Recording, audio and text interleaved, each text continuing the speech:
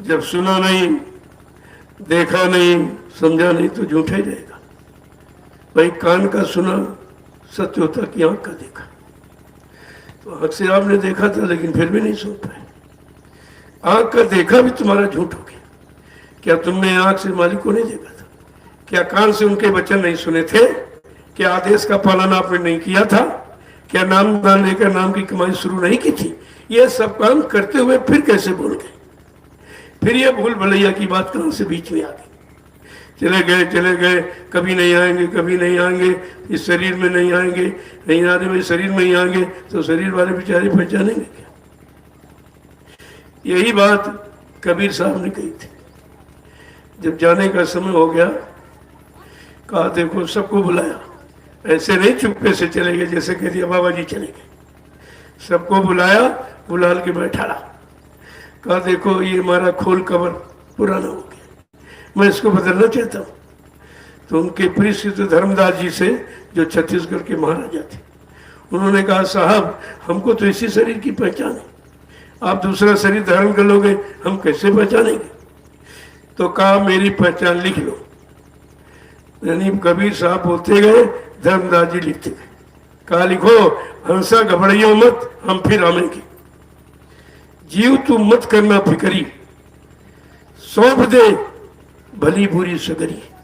अगर तू अपना भला बुरा सब सौंप दे तो तुझे फिक्र करने की जरूरत क्या है? जो काम करने आया है काम करके जाएगा, तुम्हें कुछ करना ही नहीं, लेकिन तुमने अपना भला बुरा सौंपा भी नहीं। जबकि कहा है कि भली बुरी खोटी खरी गुरु आगे सब खोल, क्योंकि वो जानते हैं, छिपा सकते नहीं हो, वो सब जानते। जब तुमने किया था तो वहीं खड़े थे, देख रहे थे कि अपने भोग की अदायगी कर रहा है। कहने का मतलब कबीर साहब ने कहा भाई लिख लो हमारी पहचान, हंसा घबराइयो मत, हम फिर आवेंगे। काशी धाम मुक्ति का नाका ताम यक करामे। कारण काशी जो मुक्ति का धाम बताया जाता, वैसे काया काशी मन मथुरा दिल द्वारिका। कहते ये है, ये चीज अंदर की थी, सब बाहर में लोगों ने बता दी, समझा दी, बहका दी, वहीं पर लगा दिया। जो अंतर्मुखी चीज थी वो बहिर्मुखी बता दी। तो कहने का मतलब जानकारी भी तो आपको सही नहीं मिल पाई। कबीर साहब ने कहा लिख लो, नहीं लोग भूल भटक जाएंगे। कोई और स्वार्थी लोभी लालची ताड़ी बढ़ा के आ जाएगा, नहीं नहीं हम ही कबीर हैं, हम ही दोबारा जन्म लेके आ गए, तो भ्रमित हो सकता जी। तो फट से कहा मेरा लिखो। तो धर्मदास जी लिखते गए और कबीर साहब बोलते गए, लिखो हंसा घबराइयो मत, हम फिर आवेंगे। काशी धाम मुक्ति का नाका ता हम यज्ञ करावेंगे। 4 वर्ण 36 जात, हम घर घर अलग जगावेंगे। कहा जब अब की बार आऊंगा तो चारों धर्म, हिंदू मुसलमान सिख ईसाई ब्राह्मण क्षत्रिय वैश्य जैन, सबके कानों तक मैं संदेश पहुंचाऊंगा। लेकिन कबीर साहब ने कहा जो इस शरीर में हूं, इस शरीर से मैंने केवल 2 जातियों को उपदेश किया। अब की जगह यूं कोरी चमारा और फिर जयराजन दरबार। अब की बार कोरी चमार 2 जातियों को मैंने उपदेश दिया है, लेकिन जब अब की बार आऊंगा मेरा संदेश राजनीतिक लोगों के कानों तक पहुंचेगा। तब बाबा जी ने 24 मार्च सन 1980 को अहमदाबाद में दूरदर्शी को जन्म दिया। जन्म देकर राजनीति का पूरा संदेश कि विशुद्ध राजनीति क्या है, विशुद्ध धर्म नीति क्या है, दोनों का संदेश राजनीति लोगों के कानों तक दूरदर्शी के माध्यम से पहुंचा दिया। ये कबीर की दूसरी वाणी सिद्धि की। धर्मदास जी कह रहे हैं साहब आप किस नाम से प्रचार कराओगे, हम कैसे जानेंगे, आप ही आगे हो। कहा लिखो गुरु नाम का डंका लेके हम शब्द का ढोल बजाएंगे। मैं गुरु नाम से प्रचार करूंगा, जीवों को जगाऊंगा और शब्द का ज्ञान दे करके जीवात्मा को जगा के घर पहुंचाऊंगा। मैं दोनों काम करने आऊंगा और दोनों नाम, एक वर्णात्मक एक ध्वन्यात्मक, जय गुरुदेव वर्णात्मक नाम के द्वारा देश दुनिया को जगाऊंगा और सबकी परेशानी बीमारी मुसीबतों को दूर करूंगा और 5 नामों की ध्वनि सुनाकर जीवात्मा को उसके घर पहुंचाऊंगा। कहा मैं दोनों काम करने आऊंगा। आपके सामने तो सब हो रहा है लेकिन दिखाई नहीं दे रहा, क्योंकि आंखें नहीं खुली है, आंख पर पर्दा पड़ा है, कान नहीं खुला, कानों पर भी पर्दा पड़ा हुआ, तो दिखाई सुने आपको नहीं दे रहा, सब सामने हो रहा। धर्मदास जी इसीलिए पूछ रहे कि हमको तो जानकारी है ही, लेकिन हमारे जैसे करोड़ों जीवों को जानकारी हो जाए कि दूसरा शरीर कैसे धारण करेंगे, उस शरीर से कौन सा काम करेंगे, कौन सी लोगों पर दया करेंगे, कहा यह सब दिखा दिया। धर्मदास जी कह रहे साहब एक शंका और रह गई, क्या उस समय के लोग तुमको अपना पूरा गुरु समर्थ मालिक मान लेंगे? कहते नहीं, धर्मदास आज समय ही वही हमें पहचानेंगे जो मेरे पुराने जीव जिनको मैंने नाम दान दिया, माला खूटी में टांग दिया, सुमरन ध्यान भजन नहीं किया, जब मैं आवाज लगाऊंगा मेरे पुराने जीव भागते चले आएंगे, वही मेरी शरण में लुकेंगे और लोभी लालची ये शरण छोड़ के भाग जाएंगे। ये तो स्पष्ट कह दिया था और सब आपके सामने हो रहा, लेकिन समझ नहीं कि वचनों पर विश्वास नहीं, वचनों को आपने पकड़ा ही नहीं था, वचनों पर आपने चले ही नहीं थे। जब चलो नहीं तो मंजिल कैसे तय करोगे?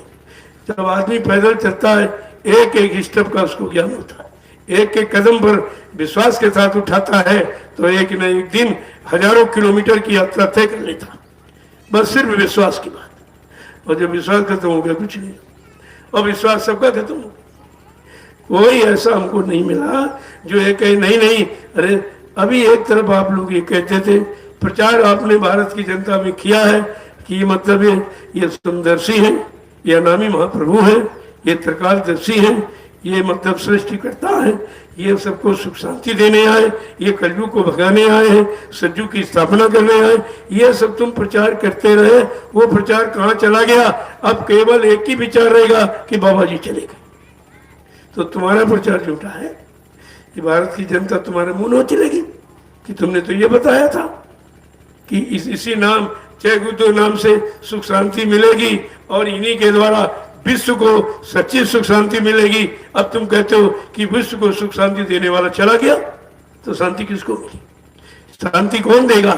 ये भ्रांति और क्रांति और अशांति कौन दूर करके आपको शांति देगा? ये सब विचारने विषय है, आपने विचार किया नहीं। उस श्रृंखलता में सब मतलब यानी ये अगर गंभीरता होती वचनों की तो आपको कोई अलग नहीं कर सकता, कोई पैदा ही नहीं हुआ था जो आपको गुरु से अलग कर देता। लेकिन आप सब भूल गए, सब वचनों को भूल गए, इधर उधर की बातें करने में बड़े होशियार है। इधर ये दुकान इधर खोली, उधर खोली, उधर खोली, तो माल कहाँ तुम्हारे पास? अरे माल तो जय गुरुदेव नाम से ही तो ले रहे हो। जब जिस महापुरुष ने नाम जगाया उसके जगाए नाम से सबका काम हो रहा, तो वो स्वतः कितना काम करेंगे? इस पर नहीं विचार किया। जब अवसर जगाया हुआ नाम पकड़े, हमने कहा इस नाम को छोड़ दो, अभी देख लो क्या होता।